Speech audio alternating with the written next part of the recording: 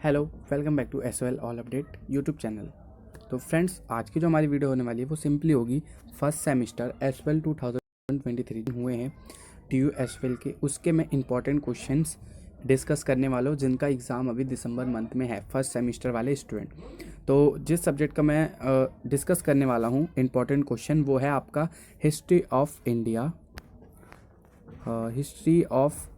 From earliest time up to 300 CE। इसके में exam में जो इम्पोर्टेंट क्वेश्चंस आने वाले हैं, और ये डेफिनेटली क्वेश्चंस जो हैं आपके एग्ज़ाम में आपको ज़रूर देखने को मिलेंगे, क्योंकि हमने जो इससे पहले भी वीडियोस में प्रोवाइड करवाया था स्टूडेंट को जो क्वेश्चंस, तो वो फर्स्ट सेमेस्टर वाले स्टूडेंट के एग्ज़ाम में आया था, जो अभी इस समय थर्ड सेमेस्टर का एग्ज़ाम दे रहे होंगे। तो इसलिए ये वीडियो बहुत ही इंपॉर्टेंट होने वाली है, तो वीडियो को एंड तक देखना एंड सभी इम्पॉर्टेंट क्वेश्चंस की प्रैक्टिस ज़रूर कर लेना, क्योंकि ये एग्ज़ाम के अकॉर्डिंग बहुत ज़्यादा इम्पॉर्टेंट है। तो आइए डिस्कस करते हैं कि कौन सा इम्पॉर्टेंट क्वेश्चन है।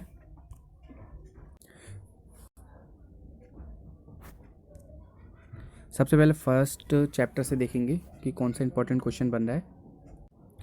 फर्स्ट यूनिट से जो हमारे क्वेश्चन इंपॉर्टेंट बनेंगे वो फर्स्ट वाला क्वेश्चन बनेगा आपका कि भारतीय प्राचीन इतिहास के साहित्यिक स्रोत क्या हैं और प्राचीन भारतीय इतिहास के पुरातात्विक स्रोत। इनका आपको टिप्पणी के अंदर ये देखने को मिल सकते हैं ये क्वेश्चन की जो भारतीय पुरातात्विक स्रोत है उनका सर्वेक्षण कीजिए या उनके बारे में बताइए, या साहित्यिक स्रोत किसे कहते हैं वो आ सकता है। और सेकंड जो मोस्ट इंपॉर्टेंट क्वेश्चन बनेगा वो आपका बनेगा प्राचीन भारतीय इतिहास के पुनर्निर्माण में सहायक विभिन्न स्रोतों के संक्षेप में वर्णन कीजिए। तो ये कुछ क्वेश्चंस है जो इंपॉर्टेंट्स आपके फर्स्ट यूनिट से बन सकते हैं, और ये क्वेश्चंस कंपलसरी है कि फर्स्ट यूनिट से आपका अगर क्वेश्चन आना होगा तो आपको पुनर्निर्माण या साहित्यिक स्रोत या पुरातात्विक स्रोत से रिलेटेड ये क्वेश्चन ज़रूर आएंगे।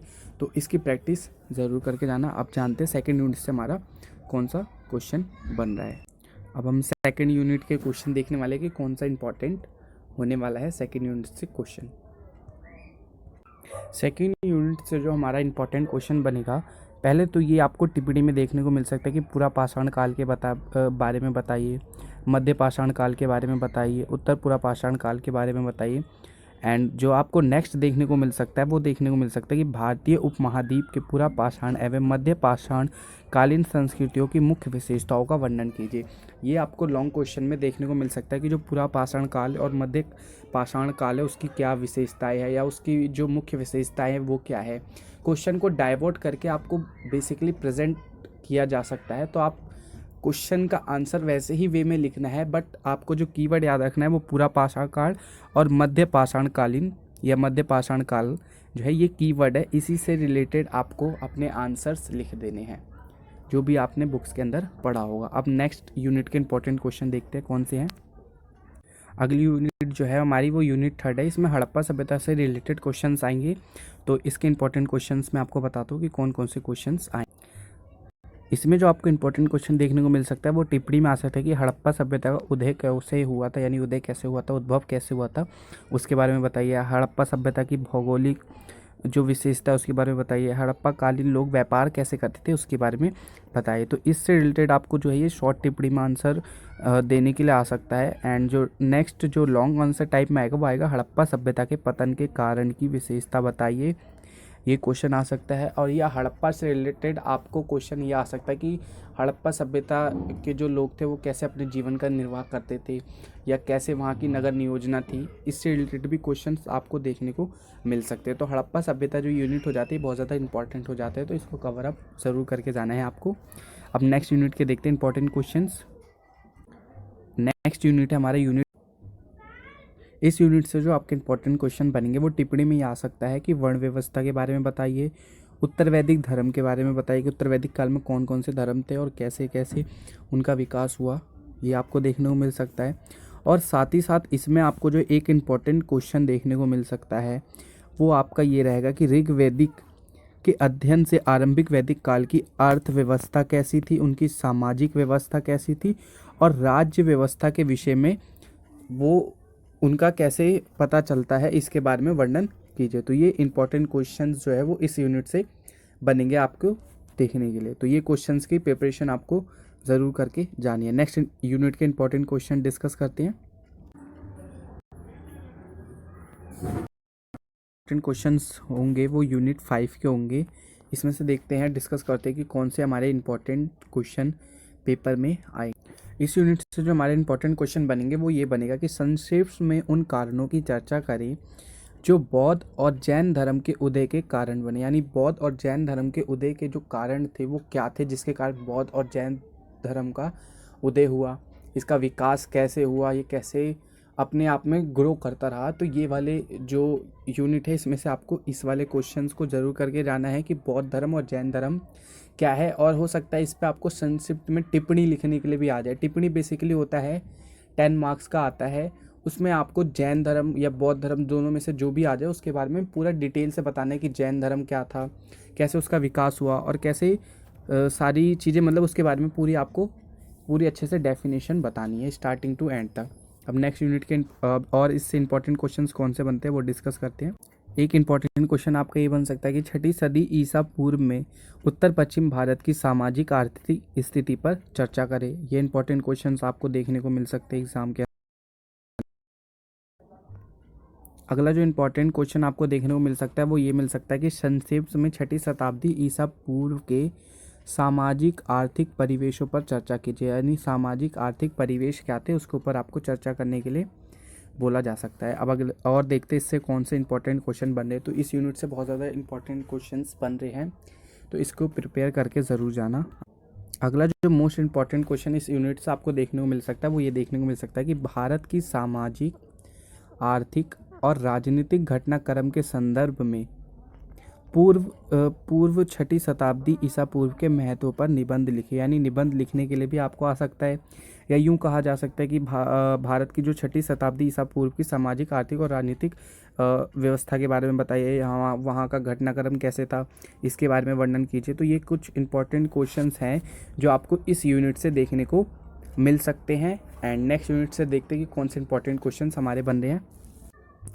अगला इंपॉर्टेंट क्वेश्चन आपको ये देखने को मिल सकता है कि 6ठी से 4ठी शताब्दी तक मगध के उदय के विशेष संदर्भ में क्षेत्रीय राज्यों के उदय का वर्णन कीजिए। यानी मगध का जो उदय हुआ वो क्यों हुआ और उस समय जो क्षेत्रीय राज्य थे उनका आपको वर्णन करना है।